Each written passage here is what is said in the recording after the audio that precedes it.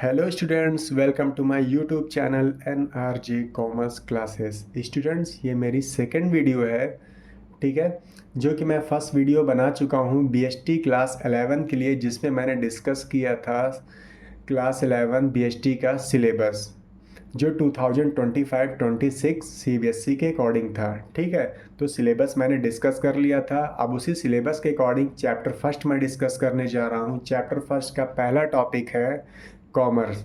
तो chapter first आप लोग सभी जानते हैं कि हमारा पहला चैप्टर क्या है, nature and purpose of business. ठीक है, अब nature and purpose of business का मैंने पहला टॉपिक कॉमर्स से लिया है। आपकी बुक में जो भी टॉपिक हो, फिलहाल मैंने पहला टॉपिक कॉमर्स से लिया है। फिलहाल मैं सारे टॉपिक कवर करूंगा। ठीक है, तो पहला टॉपिक कॉमर्स।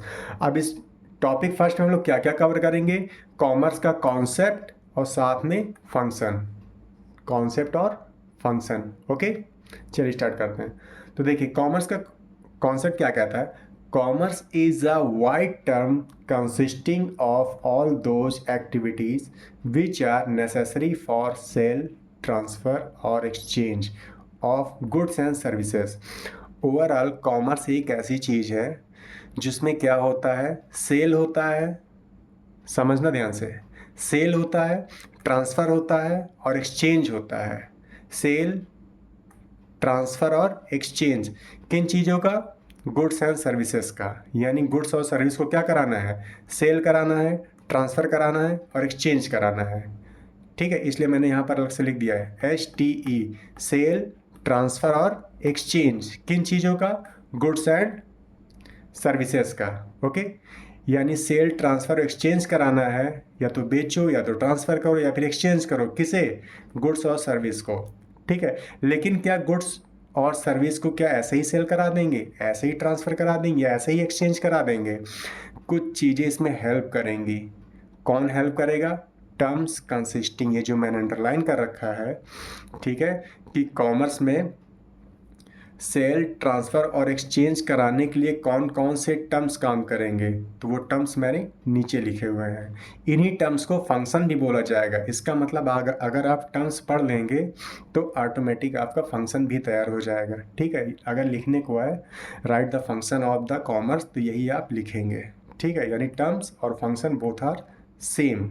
बात समझ गए, यानी कॉन्सेप्ट पढ़ो और साथ में फंक्शन ले जाओ।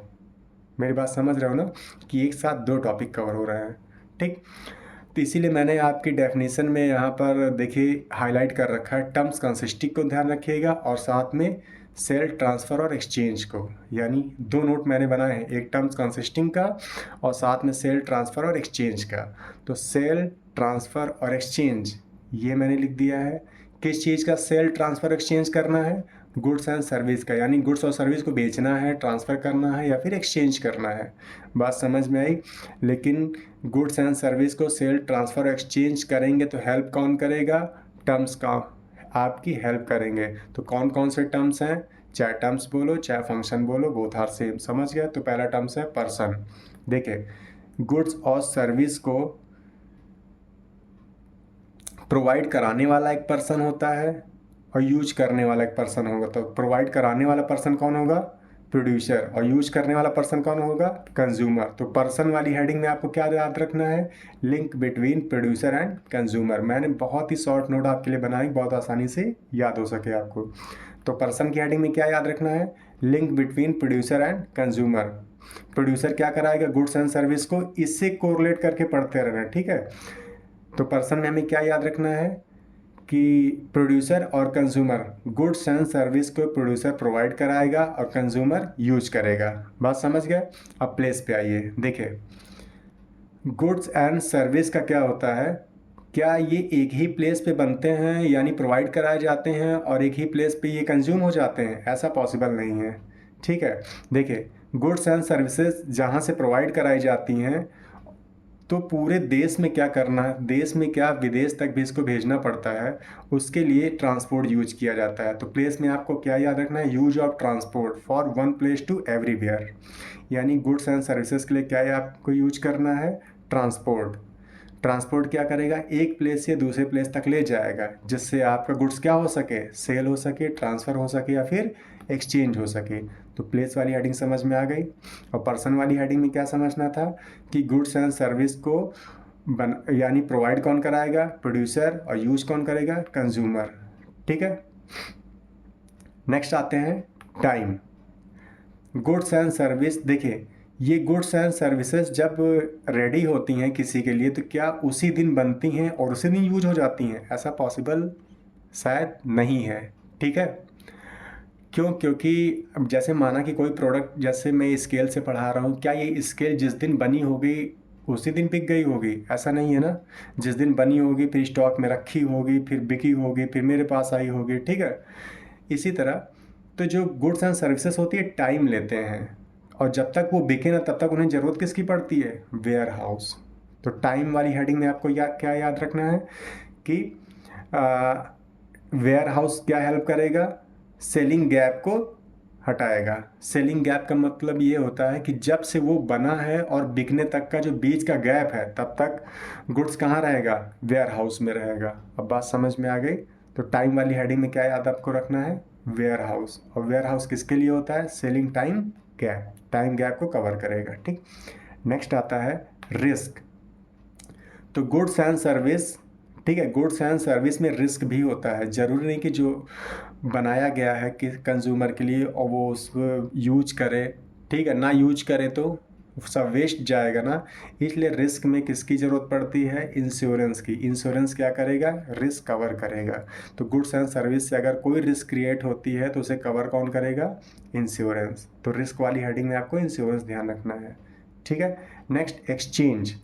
अब गुड्स एंड सर्विस के बदले में एक्सचेंज क्या होता है, मनी, पैसे में एक्सचेंज होता है। ठीक है, तो एक्सचेंज वाली हेडिंग में आपको याद रखना है exchange of money and use of banking network, यानी मनी में एक्सचेंज होगा। ठीक है, और बैंकिंग नेटवर्क के थ्रू हम लोग जुड़ेंगे। ठीक है, next knowledge. Goods and service जब भी कोई कंपनी प्रोडक्ट बनाती है तो कंज्यूमर उसे नहीं जानता है, तो प्रोड्यूसर को किसकी हेल्प लेनी पड़ती है, एडवर्टीजमेंट की। तो नॉलेज वाली हेडिंग में आपको क्या याद रखना है, एडवर्टीजमेंट। किसके लिए, गुड्स एंड सर्विसेज के लिए। बात समझ गए।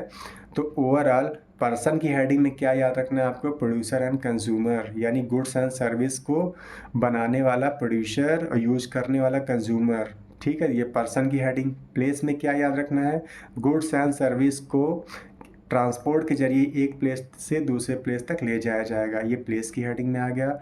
टाइम में क्या याद रखना है कि गुड्स एंड सर्विस को क्या करना है, ये एक ही दिन में यूटिलाइज नहीं हो जाएंगे, जब तक इन्हें कहाँ बचा के रखना है, वेयर हाउस। अब सर्विसेज का वेयर हाउस तो होता नहीं है, गुड्स के लिए वेयर हाउस वर्ड यूज किया जा रहा है। ठीक है, नेक्स्ट रिस्क।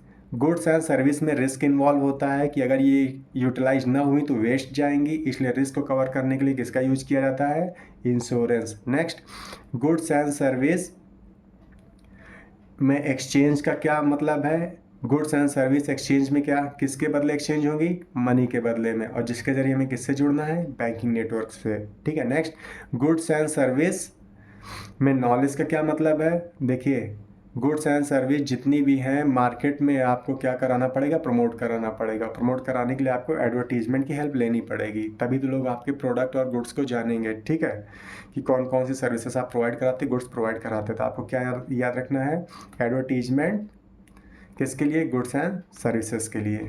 ठीक है, ओवरऑल अब मैं ब्रीफ कर रहा हूँ, बहुत जल्दी जल्दी ध्यान रखिएगा। ठीक है, कि जिससे वीडियो आपकी लॉन्ग ना होने पाए। तो मैंने इस वीडियो में क्या कवर किया है, चैप्टर फर्स्ट का पहला टॉपिक कॉमर्स। कॉमर्स की मैंने कॉन्सेप्ट बताया है, कॉन्सेप्ट में हाईलाइट करके मैंने दो पार्ट में नोट कर दिया है, टर्म्स कंसिस्टिंग ये, और टर्म्स कंसिस्टिंग यानी फंक्शन का भी काम करेंगे, और साथ में मैंने STE यानी सेल, ट्रांसफ़र और एक्सचेंज, इनको अलग कर दिया है।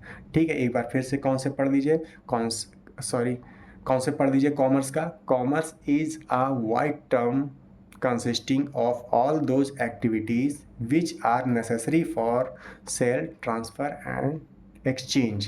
यानी कॉमर्स में वो टर्म्स इंक्लूड होंगे जो किसकी हेल्प करें, यानी ये टर्म्स इंक्लूड होंगे और हेल्प किसकी करेंगे, सेल, ट्रांसफ़र और एक्सचेंज में। और किसका सेल, ट्रांसफ़र और एक्सचेंज, गुड्स एंड सर्विसेज का। ठीक है, यानी ये टर्म्स, ये मैंने लिखे हैं, ये टर्म्स किसकी हेल्प करेंगे, सेल, ट्रांसफ़र और एक्सचेंज में हेल्प करेंगे। और किसके लिए हेल्प करेंगे? गुड्स एंड सर्विसेज के लिए हेल्प करेंगे। ठीक है, एक चीज़ ध्यान रखना, मैंने कॉन्सेप्ट के साथ इसी कॉन्सेप्ट में फंक्शन को समझा दिया है। ठीक है, फंक्शन के लिए आपको अलग से हेडिंग समझने की ज़रूरत नहीं है। ये टर्म्स कंसिस्टिंग ही क्या है यहाँ कॉन्सेप्ट में? फंक्शन है। मेरी बात ध्यान समझना। ठीक है, ठीक। क्या याद रखना है इस पूरे हेडिंग में? तो अब आपके लिए एक तरीका बताता हूँ कैसे याद रखना है, सब भूलने ना पाए। पूरे कॉमर्स के कॉन्सेप्ट में आप ऐसे याद रखना, term consisting, sale transfer exchange. Terms consisting, sale transfer and exchange, वो भी किसका? गुड्स एंड सर्विस का। तो जैसे ही टर्म्स कंसिस्टिंग याद रखोगे तो ये सब आ जाएंगे, person, place, time, risk, exchange और नॉलेज। और सेल ट्रांसफ़र एक्सचेंज याद रखोगे तो सेल ट्रांसफ़र एक्सचेंज, वो भी किसका? गुड्स एंड सर्विसेज का। ठीक है, मेरी बात समझ में आई? ये सामने है, आप लोग स्क्रीनशॉट ले सकते हैं। ठीक है, अब इसके बाद जो नेक्स्ट टॉपिक चलेगा वो कॉमर्स का लास्ट टॉपिक होगा। ठीक है, टॉपिक 2 में हम लोग कॉमर्स में और आगे जानेंगे, कॉमर्स के कितने टाइप होते हैं, कैसे कैसे उसको आगे बताया गया है। ठीक है, तो अब मिलते हैं अपनी नेक्स्ट वीडियो में। अगर आपको कुछ पूछना हो तो आप लोग प्लीज़ कमेंट करिए, अगर कोई प्रॉब्लम हो तो प्लीज़ कमेंट में बताइए, और वीडियो अगर अच्छी लगी तो प्लीज़ लाइक कर दीजिए। ठीक है, और आप लोग प्लीज़ वीडियो पूरी देखिए, स्किप करके मत देखिए, क्योंकि देखिए ये जो टॉपिक मैंने आपको पढ़ाया है, ठीक है, ये टॉपिक अगर क्लास में पढ़ाया जाए तो मेरे ख्याल से आधे घंटे टॉपिक लेगा। ठीक, लेकिन फिर भी मैंने आपको ये 11 से 12 मिनट के अंदर बताया है। तो जब आधे घंटे की चीज़ आपको 10-12 मिनट में मिल रही है तो प्लीज़ उसे स्किप ना करिए, पूरा देखिए। ओके, थैंक यू, मिलते हैं नेक्स्ट वीडियो में।